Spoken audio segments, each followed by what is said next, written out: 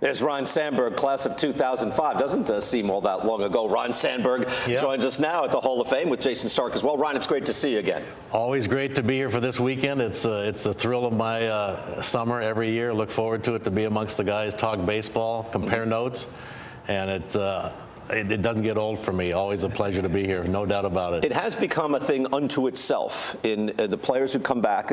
You join that fraternity. Have you developed friendships through the years of players that you really didn't know when you came here? No doubt about it. You know, in most of my career, all but 1 year, it was the National League, played the National League. It wasn't interleague play. Right. So for me to see some of the players in the American League, like the Ripkins and the guys that I played against, that was in all-star games. Other than that, I've joined up with them at the Hall of Fame and met them and their friends. And I'll never forget the Sunday after my speech going into the Otesaga bar.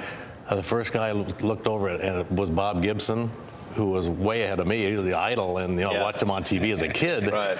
Waved me over. Hey, Ryan, great job today. Hey, sit down and have a drink with me. Wow. We became friends after that. Our wives connected.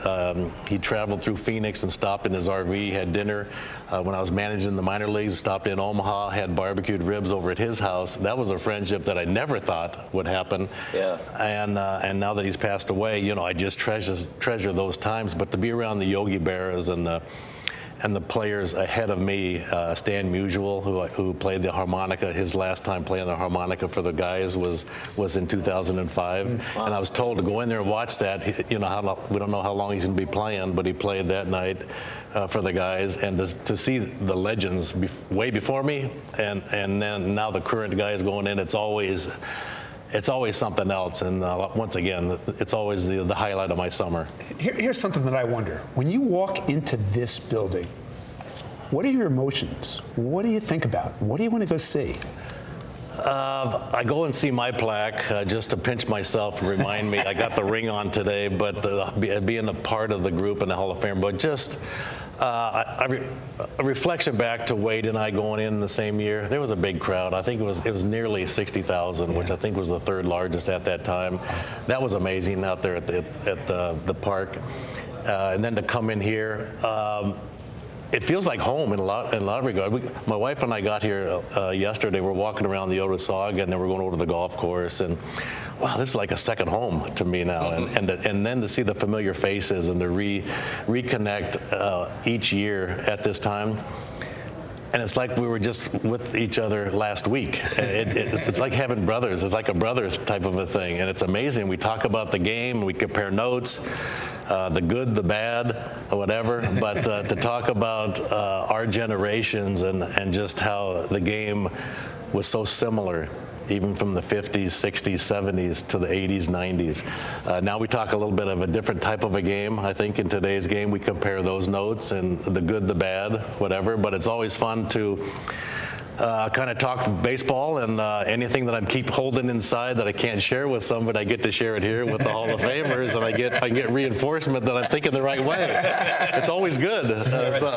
Conversation start. Have I lost my mind? Or yes, I know those conversations. But any conversations we have as Hall of Famers that can help the game today, we like talking about it because we hope to have the game continue as the game of baseball somewhat as we know it, and it can be such a difficult game and a strategic game, which hard to know if some of that is lacking in today's game, the strategy. So let me ask you about the impact of the shift rules on your position, because second base with the shift had become a position where they'd say you just stand there. Right now, athleticism is back as a thing at second base.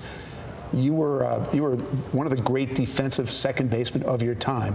What do you see in that end? I like that. That's where athleticism, intelligence, knowing the hitter, knowing his tendencies, looking in at the catcher, knowing the pitch, knowing the location. Now, as an infielder, you adjust either mentally or just slightly physically, and then that's how you get in the right place each and every pitch. It could be a different spot. That was a big part of the game. With the shift, you had 4 defenders standing there, and they had like a 6-foot lane they had to cover. And I don't know if I would have liked to play second base and been out there in right field with the grass and all that stuff going on and everything. But I think it becomes more more important for the infielder to be a heads-up player and to be in the game every single pitch. And like I said, they have much more room to cover. Now you see the athleticism and the better plays being made at all the defense positions, which I like. That's what I'm used to seeing. You can see it back again. There was the 10-year shift period, which I enjoyed, but I realized, aesthetically it's better now. But along those lines, when you need an athletic player to do multiple things at second base, he's not going to be hitting as many home runs as a first baseman. Exactly. And the voting, take a look at the voting for the baseball writers putting in second baseman. How many there were? It was, in the early days, it was Eddie Collins, Rogers Hornsby. The next one, Joe Morgan. Wow.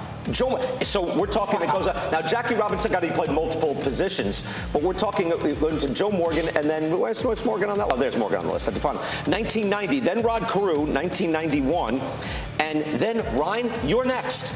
2005. So it went from like 1942 to 1990, no second baseman voted. Your brethren didn't vote in one second baseman because I guess you wanted 500 home runs, but it's hard to get in. When you got in, it was 15 years since a second baseman had been voted in. That's amazing to me, and I think in today's game now, a second baseman now becomes a valuable position where you need athleticism, you need range, you need the bat. Everyone likes the bat, so for me, it becomes more important. And for me, it was defense first, and it was offense second. That was that's the way I came up in the late 70s. You play defense because defense was every day, and you're helping your pitcher, you're winning game. Pitching and defense wins games. I was taught that when I was 18 years old in the Phillies minor league system. Defense was first. That was when I stepped onto the field. I threw accurate. I threw long for relays. I took my ground balls, I took my double play balls, I took my pop-ups. I covered everything on the defensive side of things. That was taken care of because that was my priority. Yeah. Next was the batting, and then that was secondary always for me. I was going to go into a slump somewhere along the line each year. Can't do anything about that, but make the adjustments and you'll come out of it. But defense for me, I didn't want to be in a slump for a week on the defensive side of the ball. Now the pitcher's looking at me, the infield coach is looking at me. You got to make the defensive play. You got to make the routine plays. Your every retroactive defensive metrics are astounding, by the way, which sometimes I had to go back and find them. You had enough 40 home runs and 100 RBIs that it got people's attention, and you got in. I'm just wondering quickly, second base along those lines, a lot of the lost to history Hall of Famers are the guys who were at second base. Bobby Grich, Lou Whitaker. There's still a lot of talk about, hey, when these guys get on a Veterans Committee. And Dustin Pedroia, Ian Kinsler are going to hit the ballot soon. Jeff Kent just fell off the ballot. Chase Utley will be on for the first year. Give me any thoughts to guys who impressed you, Ryne, at second base that you think, hey, this guy should get more play. Lou Whitaker. Him and Alan Trammell in the other league. Didn't get to see them. Didn't play. They were in Florida. We were in Arizona. Did not get to see them play. But they were a shortstop, second baseman. And then once it was myself and Sean Dunston for 11 years, I always kept track of what Trammell and Whitaker were doing to make sure that me and Sean were holding our own offense and defense. Yeah. And I just admired their play. I admired their every day, playing every day, putting the bat on the ball, playing the game the right way. Whatever it took. So Lou Whitaker, for me, was a guy that I made sure that I was keeping up in some regards, that I was doing my job for the National League as he was doing in the American League. Good to know. Good to know. Yeah, there could be a Veterans Committee that sees it that way. You don't know. It could happen.